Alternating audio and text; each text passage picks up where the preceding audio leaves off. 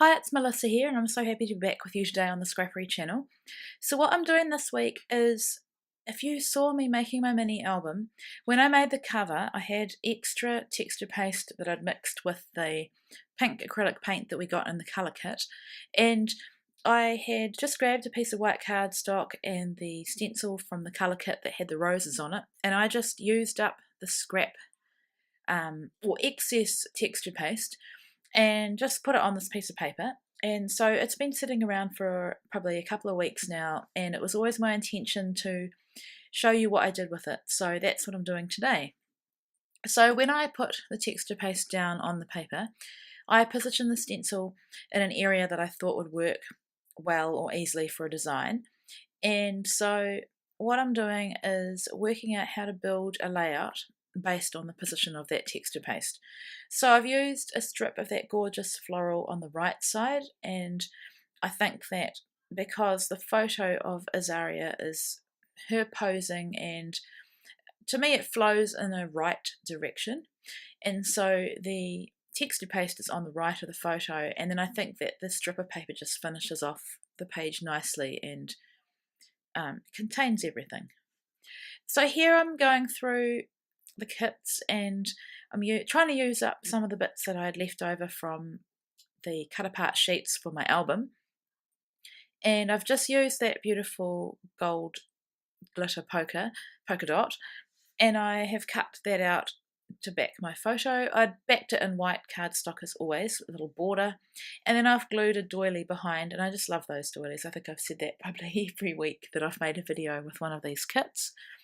And I love that little sweet cut apart, so I want to use that.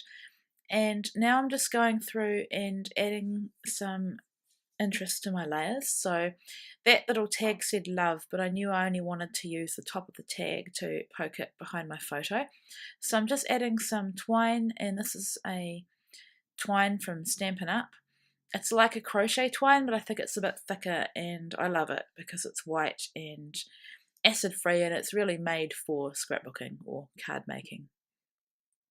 So these are some of the leaves that Renelle has cut out, and they're in the pretty little pieces, and I did think about using them, but I couldn't really get them to work. I don't know, it's funny, isn't it, how sometimes you can make things work and other times you can't, and there may not even be that much difference in your design. So gluing everything down with Tombow as always, tucking this little tag in, and just looking at what I've got that I've pulled out here. So I think I've still got two of the pretty little pieces, kits or packages left, and I just pull what I want from each of them and mix them all up. These are some smaller white leaves that are in the kit as well, and I think they've been cut with a big shot or Cuttlebug. And I love that we have things that are exclusive, and I love that she's made them for us. It's just adds a real personal touch to these kits. That's what I think anyway. So this is a little kind of a creamy plastic flower, really cute, and I like the way it looks clustered with the leaf. And now I want to add some dimension to this little piece, and so I've put dimensional adhesive behind it. Sorry. And now I'm wanting to build my title, and I thought Sweet Summer Pose would be good because she's totally posing for the camera. And when I got to the M's, I realised I'd used them all already in my Instagram album. And so I thought, well, you know, I've got lowercase letters, let's just mix it up and go for an imperfect mixed title. And I like the way it looks. And I think it goes with the free flow feel of this whole page. Now that that Tombow has dried on the edge, I've lifted up the edge of the paper. And this little ombre, kind of like an arrow kind of thing, I'm using that just for some interest at the top to build a little cluster up there. I've also tucked a piece of the glitter polka dot paper underneath that strip there on the right, and then I've added a leaf. I've glued it, but I've also added a staple for extra dimension and interest, or more extra interest, I should say. And so now I'm just wanting to put the year. I'm not exactly sure of the date of this photo. I'd need to go back and have a look. Bit of advice to you, if you are when you are creating layouts, do date them as you make them, because I'm putting a year's worth of layouts away at the moment, and it's a real pain because probably a quarter of the layouts I haven't put the date on, which means I need to go back through the computer and find all the photos and find all the dates and then put them on. So don't do what I do.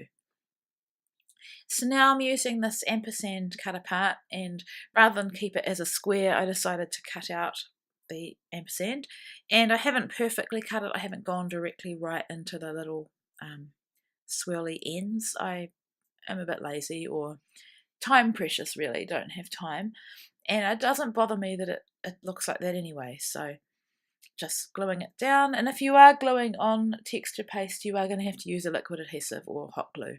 That's what I find anyway. I find that tape runner or probably even double-sided tape wouldn't hold it as well. So I've decided to cut apart this little strip, and I just wanted one word from it: memories. And sorry about this, but you can't see what I'm doing at the top, but I'm just building that little cluster. I added a bow and the word memories, and now I'm adding some of the gold Kaisercraft mist that we got, I think it was the January kit or the December kit, 2 kits ago anyway. And that is my layout. All you missed was that I added some sequins. I just added them with Tombow, and here are some close-ups. I hope you enjoyed this layout this week, and I'll be back again with you next week. Thank you so much for watching.